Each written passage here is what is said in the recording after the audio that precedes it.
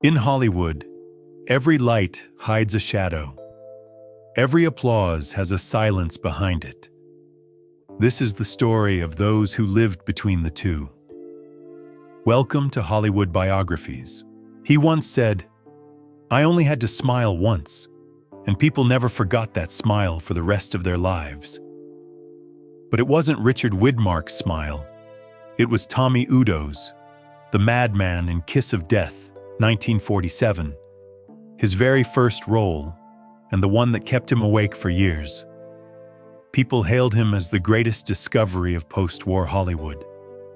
Newspapers wrote, "Widmark has given evil a face," and he stayed silent. Because he knew when the audience believes that smile is real, it means he has touched the darkest part of himself. Years later, when recalling that moment, he said only one thing: "I wasn't acting. I just let fear do the talking." And perhaps, from that very moment, he was no longer an actor searching for a role, but a man searching for the light within himself. For 6 decades, Richard Widmark lived between two worlds. The world of spotlights, where audiences adored him for his intensity, and the world of silence, where he only wished to be an ordinary man, reading books, caring for his wife, watching the morning light through the window. In his later years, he once said in a rare interview, "I never thought of myself as a star. I just tried to do my job without losing my integrity." Perhaps that was what set him apart.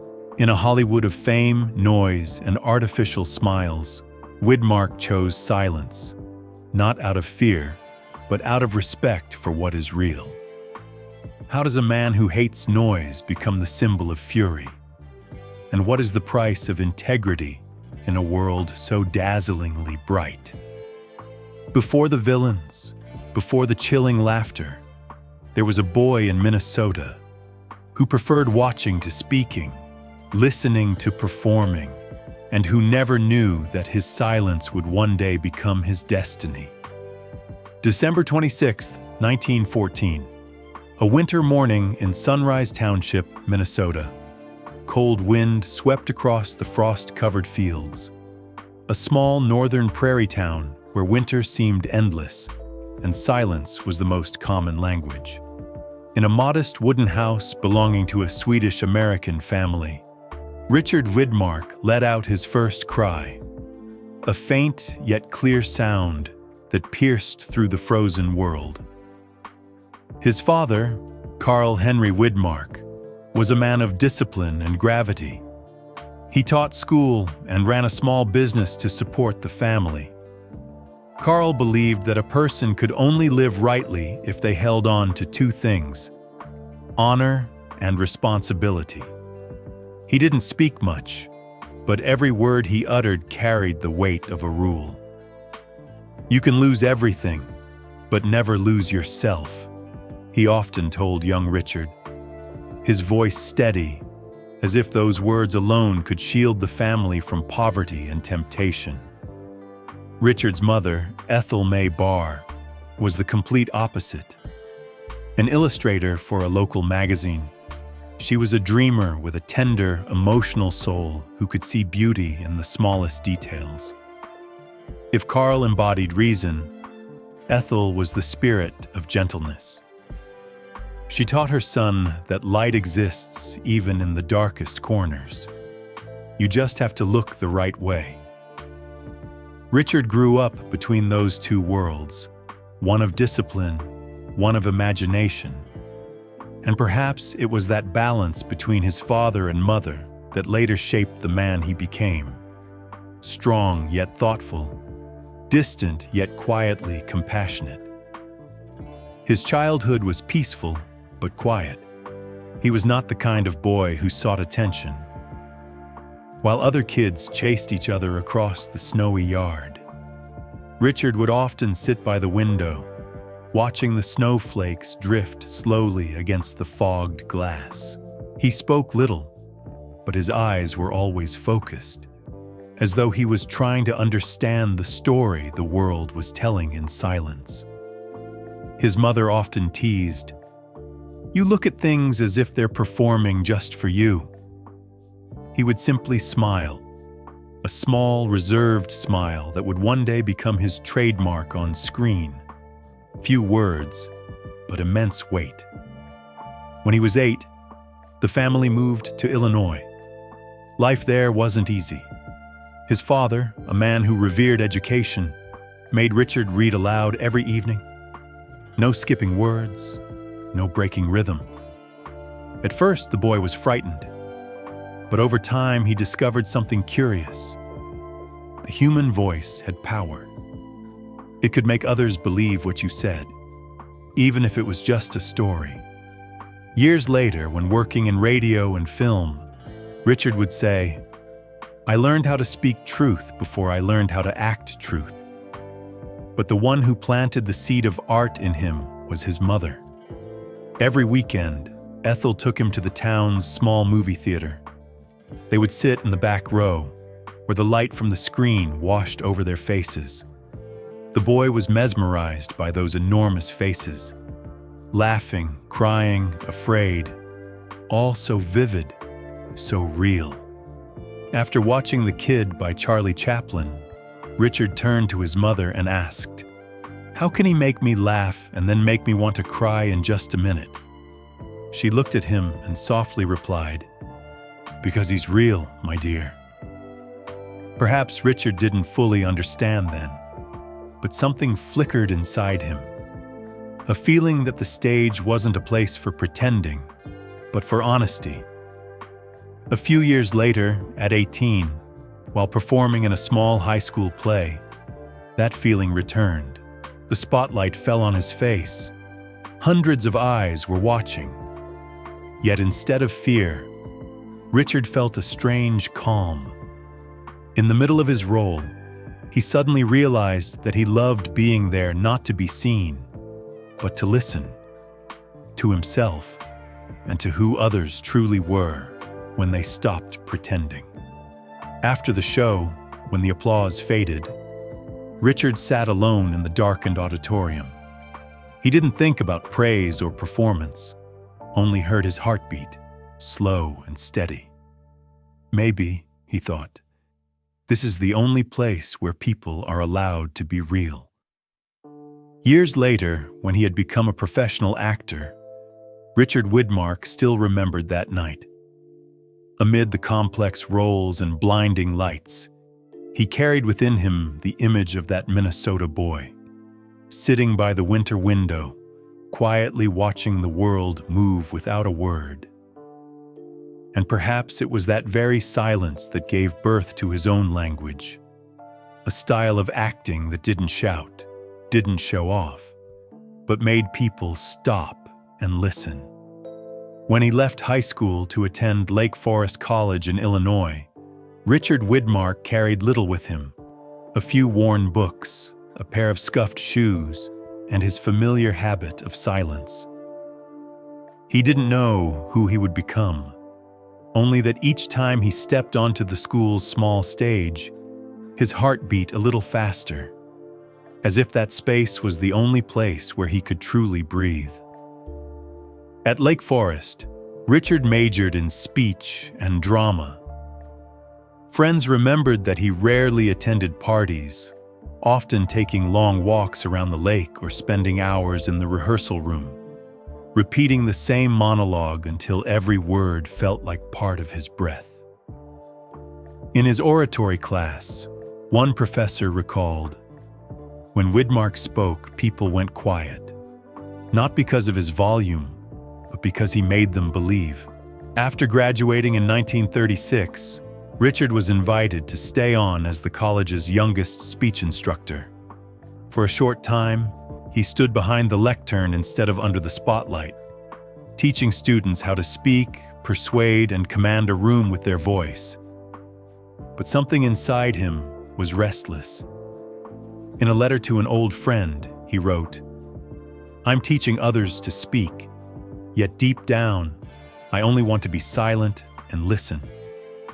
Then, one autumn evening, standing backstage at a student play, Widmark realized something he would never forget. He was not born to teach. He was born to live in that brief moment between two breaths, where the character and the man become one. After that performance, he quietly resigned from teaching and joined small traveling theater troupes. By the late 1930s, America was sinking into economic hardship, and the stage was no longer a stable place to live. Widmark turned to radio, a different world. No lights, no faces, only voices. There, he learned one of the greatest lessons of his acting life. When people can't see you, they believe what they hear. In radio dramas, Widmark tried every kind of role: criminals, doctors, narrators, even comedy parts. Each time he recorded, he closed his eyes and let his voice lead the emotion. No gestures, no facial expressions, only tone, breath, and honesty. Gradually, he discovered something profound. Silence can be more powerful than words. He learned how to make the smallest pause between two lines become the moment that held the listener's breath. When World War II broke out, Widmark joined the U.S. Army radio service. He never went to the battlefield. Instead, he told stories to the soldiers, news reports, comedy sketches, short tales written amid gunfire. He didn't fire a weapon, but his voice became a kind of spiritual armor. A colleague once recalled him saying, "If I can make them smile for even a minute, then I've fought my own battle." Those years forged the composure that would later define him. When the war ended, Widmark left the army and returned to New York with only one asset: the ability to make people feel truth through a voice. He began appearing in better-known radio programs, then gradually received invitations to audition for Broadway plays. It was said that during his first audition, the director stopped him after 5 minutes and said, "You don't have to do anything. Your eyes have already told the story." Widmark smiled. He understood then that everything began with the voice, but would not end there. All those years of reading, speaking, listening, and restraint had prepared him for what was coming. A small role in a black and white film, where his laughter would one day send chills through all of America. But before that laughter echoed, Richard Widmark was still just a quiet man, carrying within him a simple philosophy: if words can make people believe, silence can make them understand. And perhaps that was what made him one of Hollywood's rarest kinds of actors. A man who learned to step into the dazzling world of fame without ever losing the stillness within. In 1946, after nearly a decade of living by his voice, Richard Widmark arrived in New York at a time of great change. The war had ended, and America was stepping into the era of film noir, a world where light and shadow shared the same frame. Studios were searching for new faces, actors who could feel real, alive, stripped of the theatrical style of the past. And among the hundreds auditioning for Kiss of Death, director Henry Hathaway stopped at a man with deep eyes and a low, slightly raspy voice. A man who had once made a living from radio, Richard Widmark. No film experience, not the star type. But in his gaze, there was something Hollywood lacked, a fear that didn't need to scream. When the director asked, "Can you make me believe you're a killer?" Widmark quietly replied, "I don't need to make you believe. I just need to make you not want to believe." They laughed. But when the camera started rolling, no one laughed again. His role as Tommy Udo in Kiss of Death 1947 became a turning point of fate. Widmark played a gangster with a twisted smile and a shrill, haunting laugh. A kind of evil not born of violence, but of pleasure in another's pain. In the film's most infamous scene, Tommy pushes an old woman in a wheelchair down the stairs, laughing as he does it. The laughter was chilling, slicing through the raw, gritty sound of post-war cinema. It didn't feel like acting. It felt like a soul releasing a darkness long restrained. When the preview screening ended, the theater was silent. Then came applause, hesitant at first, then thunderous. People feared him, yet couldn't look away. The press called it the smile that made America shudder. And in a single night, Richard Widmark, the quiet man from radio, became a name Hollywood could not ignore. He received an Academy Award nomination for Best Supporting Actor in his very first film, a rarity in cinema history. But behind that blinding light was another long night. When the audience left the theater, Widmark stayed in the dressing room, staring at the mirror, the same face but suddenly unfamiliar. He later recalled, "I couldn't sleep. I was afraid of my own laughter, because I knew where it came from." From his years in radio, he had understood the power of voice. But now he discovered something far more frightening, that acting could force a person to confront the parts of themselves they didn't want to see. Tommy Udo wasn't just a character. He was a mirror reflecting the hidden fear inside Widmark himself. After Kiss of Death, offers poured in. 20th Century Fox signed him to a long-term contract.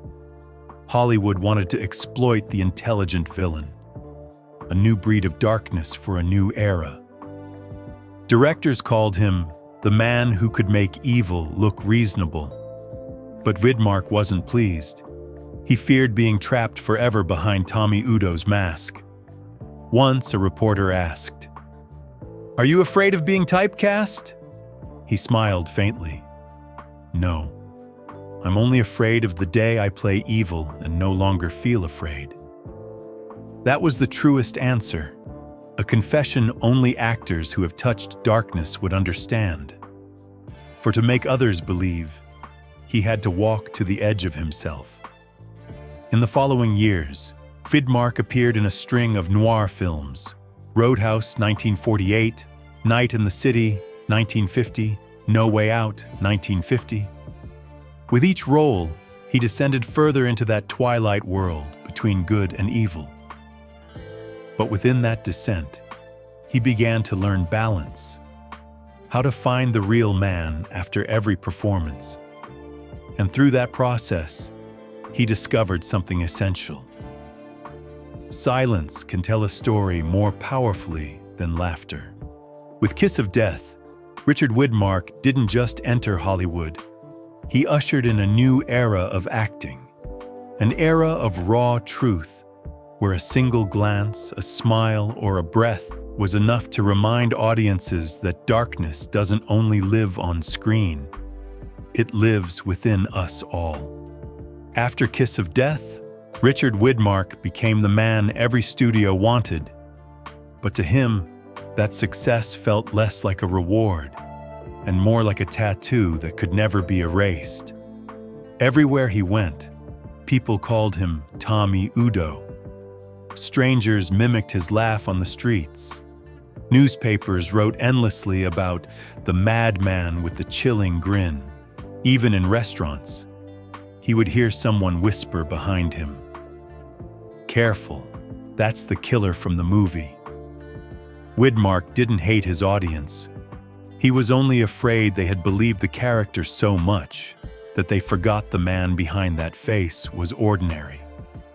In a 1948 interview, when asked how it felt to have his first role terrify a nation, he quietly replied, "I'm not afraid of them. I'm afraid of myself, because I know how real it was." The price of early fame was confusion. Hollywood wanted him to keep playing villains, men who laughed when they killed, souls long past redemption. But Widmark didn't want repetition. He wanted to rediscover humanity on screen, the very thing Tommy Udo had taken from him. When his exclusive contract with 20th Century Fox began, every script sent to him revolved around the same image: the smiling villain. Widmark started refusing. He told the studio flatly, "If Hollywood only needs a madman who can laugh, then I won't laugh anymore." Fox reacted harshly, threatening to suspend his contract if he didn't accept another villain role. But Widmark remained silent. He didn't show up to set for weeks, until director Henry Hathaway intervened and convinced the studio to cast him in his first heroic role, in Yellow Sky in 1948. That role, a bandit torn between greed and conscience, saved Widmark from being trapped forever.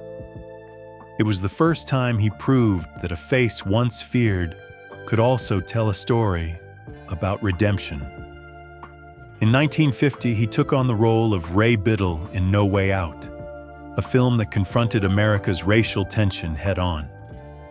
Widmark played a vicious white criminal spewing hate toward a black doctor, portrayed by Sidney Poitier. It was a strong script, a complex character, and perhaps the greatest moral test of Widmark's career. During the early days of filming, he was tormented. Each time he had to shout vile insults at Poitier, he trembled with shame. During a break, he approached his co-star, gripped his hand, and said, "Sidney, you have to know, this isn't me." Poitier smiled gently. "I know, and that's why I believe you." They became lifelong friends. Widmark later said that No Way Out was the film that made him feel both most ashamed and most proud. When it premiered, audiences were shaken by its raw honesty. They hated Ray Biddle, but they respected Widmark for daring to step into the ugliness society refused to face. And yet, each time he recalled the role, it still disturbed him.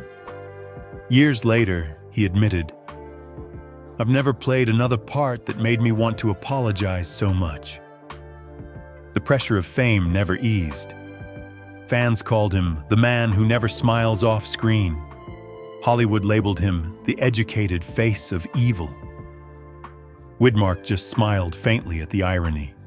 He once told Henry Hathaway during another shoot, "If I keep playing killers, one day I won't know whether I'm acting or confessing." From then on, he became more selective. In Pickup on South Street, 1953, he was no longer a madman, but a pickpocket with his own code of honor, caught in the web of Cold War espionage and betrayal. That performance helped him regain humanity in the eyes of audiences, even as his trademark cold gaze remained. He once said, "I don't want the audience to love my characters. I just want them to understand them." While Hollywood drowned in glamour, Widmark chose the opposite life. No scandals, no parties, no photo ops. After each film, he went home to plant trees, to read, to stay far from flashbulbs. Colleagues said Widmark was always the first to arrive on set and the last to leave. Neat, punctual, polite, and almost never raising his voice. In a world of stars who thrived on noise, he was the man of quiet discipline. Yet that discipline came with a cost. He was lonely. Fame made others see his characters, not him. When a journalist asked why he never truly smiled on camera, Widmark replied, "Some people are born to smile. I was born to keep silent for the things that matter." In the mid-1950s, in a rare moment of honesty, he confessed to a friend that he was tired. "I've never been afraid of poverty," he said, "but I'm afraid of being misunderstood." His friend asked, "So what will you do?" Widmark answered, "I'll keep acting, but this time I'll try to tell the truth, not with a smile." That line became the quiet manifesto of an artist who understood the cost of his own face. Because from Tommy Udo to Ray Biddle, Widmark had learned a bitter truth. In a world of blinding light, nothing weighs heavier than the face people believe is real. They say that behind every quiet man, there is a woman who knows how to listen. For Richard Widmark, that woman was Jean Hazelwood, the one who walked beside him for more than half a century in silence, loyalty, and love. They met in the autumn of 1940 at Lake Forest College, where he was teaching speech and she was a literature student. Jean was young, bright, and talked more than necessary. Widmark was her opposite, calm, reserved, sometimes so quiet that students mistook him for distant. One rainy afternoon, after a student play, Jean stayed behind to help him pack up the props. She teased, "Why do you teach us how to speak when you hardly ever talk yourself?" He smiled, because sometimes silence says more than words. That simple but sincere answer made Jean smile. And at that moment, she realized that behind the cool exterior was a man of unexpected gentleness. From then on, they talked more about theater, philosophy, humanity. They walked around the lake every afternoon, saying little, just listening to the sound of dry leaves and each other's breathing. Jean once wrote to a friend, "I think I'm in love with a man who doesn't know how to show love, but maybe that's why I trust him more than anyone else." In 1942, as America entered the war, Widmark was called to join the Army's radio program. Before he left, he wrote Jean a short note, just one line. "If I'm still myself after the war, will you marry me?" Jean replied, "I don't need to wait for you to come back to know that I will." They had a small, simple wedding. No diamonds, no photographers, only a few friends as witnesses. Jean followed him to New York, worked as an editor for a small magazine, and lived with him in a modest, rented room. She once said, "I didn't marry a star. I married a man who believes in what's right." After the war, when Widmark began his uncertain journey into Hollywood, Jean was the first to read every script with him. They turned every evening in their tiny apartment into a rehearsal. Jean sat in a chair reading the female lines. Widmark stood by the window, practicing each rhythm, each glance. He never accepted a role unless Jean had read it first. She was the only person he trusted to tell him the truth. When Kiss of Death, 1947, brought him sudden fame, Jean kept her quiet, simple ways. When he was invited to the Oscars, she refused to go, smiling. "You don't need someone beside you to prove you matter. I'll stay home and make dinner and listen to the radio, where I first met you by your voice." In 1952, their only daughter, Anne, was born.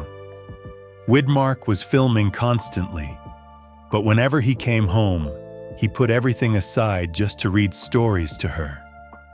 Jean taught their daughter to draw. He taught her to speak. In their small house in Connecticut, they lived a life far from the spotlight, warm and real.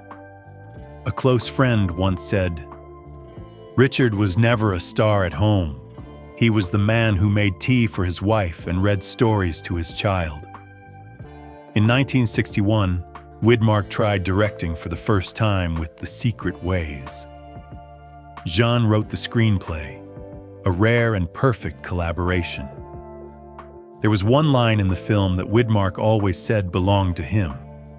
"Not every victory needs applause." Jean wrote that line, and until his last days, he repeated it, as if speaking about them both. They stayed together for more than 50 years, through war, fame, and Hollywood's endless changes. No scandals, no rumors, no distance. John disliked parties, avoided flashbulbs, and Widmark only needed her presence in the quiet house that smelled of tea and pine wood. In the 19s, John's health began to fail.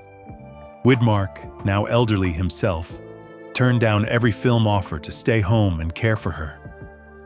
Meal by meal, night by night.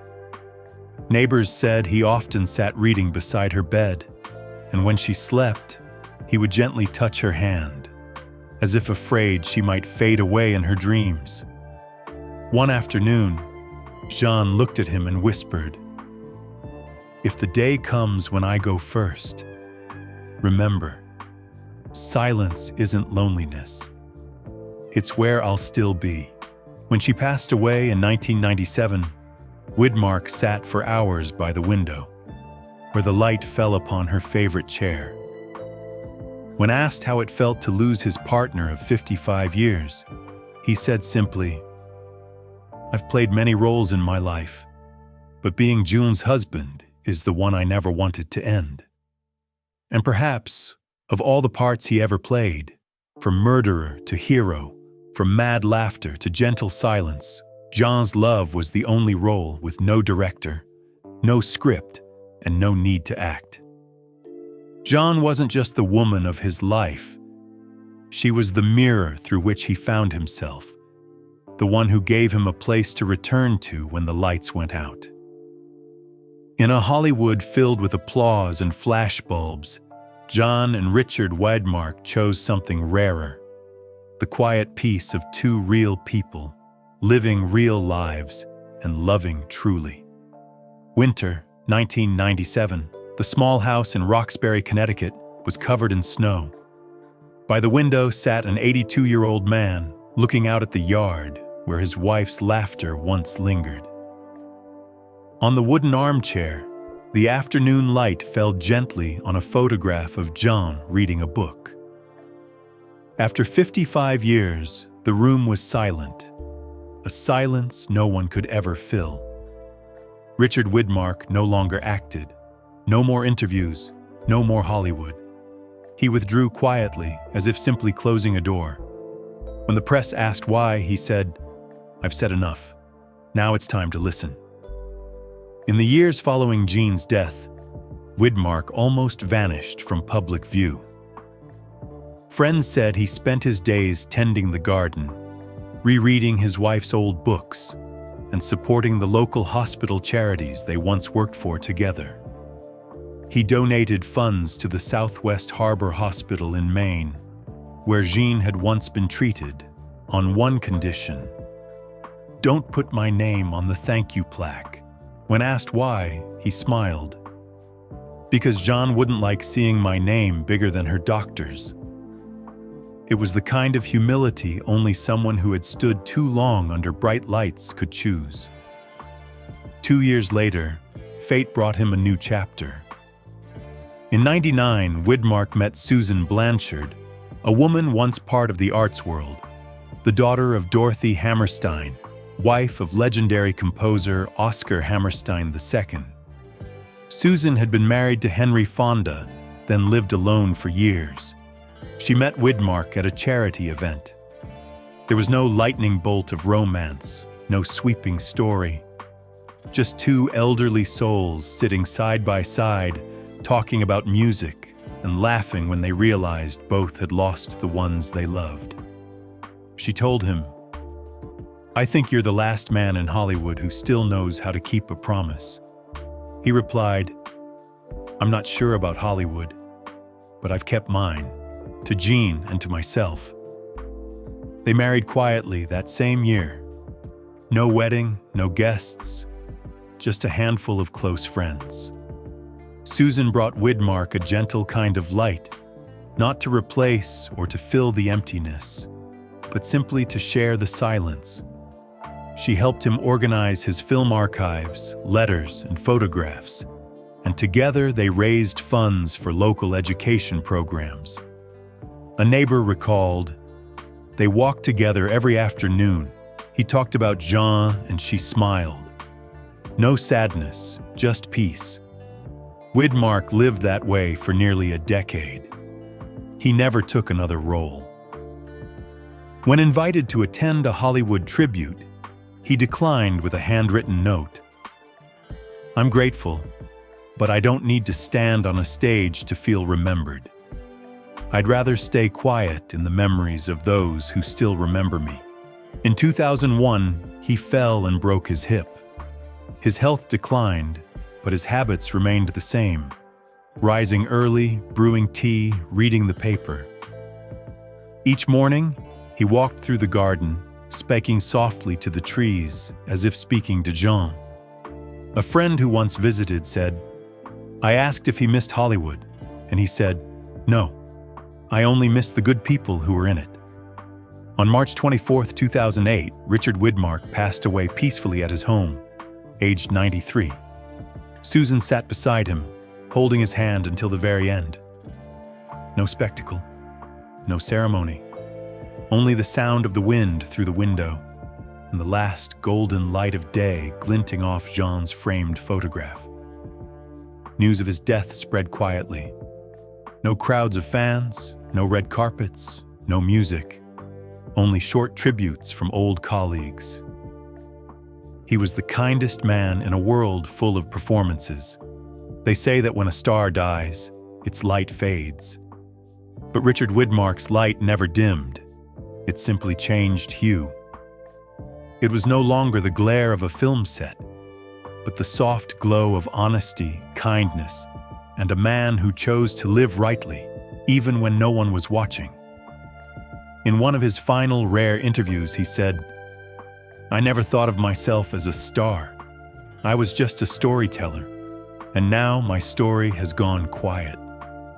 Amid the legends and glitter of Hollywood, Richard Widmark left behind a legacy both humble and enduring, a career without vanity, a love without pretense, and a life lived truthfully, to the very last breath.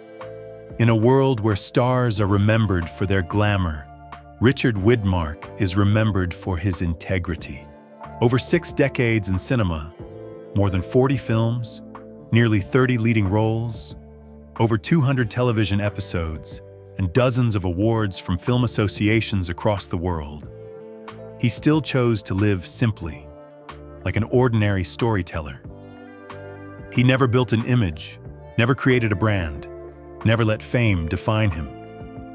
From Kiss of Death, 1947, to Judgment at Nuremberg, 1961, from Night in the City, 1950, to Pick Up on South Street, 1953, he kept portraying characters rich in psychological depth, men who lived where the line between good and evil blurred, leaving only the truth of being human. His role as Tommy Udo in Kiss of Death redefined the American movie villain. Not evil for the sake of evil, but evil born of pain. Film critic Bosley Crowther of the New York Times wrote, "Widmark terrified audiences, yet they couldn't look away. He made evil frighteningly human." That performance earned him his first and only Oscar nomination, but it became the role that would be remembered for a lifetime. Director Henry Hathaway, the man who discovered Widmark, once said, "I've never seen an actor understand human fear so deeply. He doesn't act. He lets people see themselves in him." Throughout 60 years in the industry, Widmark received only a handful of awards, yet earned something far rarer: Hollywood's absolute respect. Director Samuel Fuller, who worked with him on Pick Up on South Street, recalled, "Widmark didn't talk much. He'd come in, read the script once, and stay quiet. But when the camera rolled, everyone knew they were seeing something real." In 1990, the Hollywood Foreign Press Association honored him with the Cecil B. DeMille Award for Lifetime Achievement. At the ceremony, surrounded by lights and applause, he said only, "Some people act to be seen. I just want to tell what I believe." And perhaps it was that belief that made him one of the rare symbols of an honest man in a fabricated world. Critic Roger Ebert once wrote, "Richard Widmark is the face that made American cinema feel real. In him, there is no technique, only humanity." Though never a major box office star, Widmark was named by the American Film Institute, AFI, among the 50 greatest screen legends of the 20th century. His star on the Hollywood Walk of Fame at 6800 Hollywood Boulevard, unveiled in 1960, stands as a tribute to a generation that held on to its core values: hard work, honesty, and professional ethics. Beyond the screen, he stood up for what he believed in. He opposed gun violence, supported the civil rights movement, and spoke up for Native American rights at a time when few actors dared to take a stand. His close friend Sidney Poitier once said, "Richard was the first white man in Hollywood to shake my hand on set. Not for the cameras, not for the public, but out of genuine respect." That was Widmark. Quiet, principled, never performing for applause. Simply right. All his life, he had no scandals, no gossip, no staged headlines. He once turned down a major endorsement deal because, as he said, "I don't want to sell something I don't believe in." When asked why he didn't make more commercial films, he replied, "If I have to make people afraid, at least let it be because they recognize themselves." At 84, Widmark left Hollywood for a peaceful life in Connecticut. No parties, no events. He spent his days with family, reading, walking in the morning. Friends said, he stepped away from the light, but the light never left him. Richard Widmark passed away in 2008 at the age of 93. No lavish ceremony, no press lines, just quiet tributes from those who had truly known him. Director Martin Scorsese called him the man who taught Hollywood that truth is the most powerful special effect. And perhaps that is his greatest legacy, that talent may earn admiration, but character earns remembrance. If this story makes you believe that integrity still has a place in this world, take a moment of silence. For sometimes, silence is the most beautiful tribute to those who live truthfully in the light. And if you wish to keep walking with us through these stories of humanity, faith, and time, stay with us, so together we can keep that light alive just a little longer.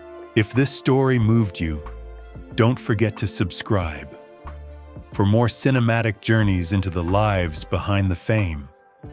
This is Hollywood Biographies, the light, the silence, the legacy.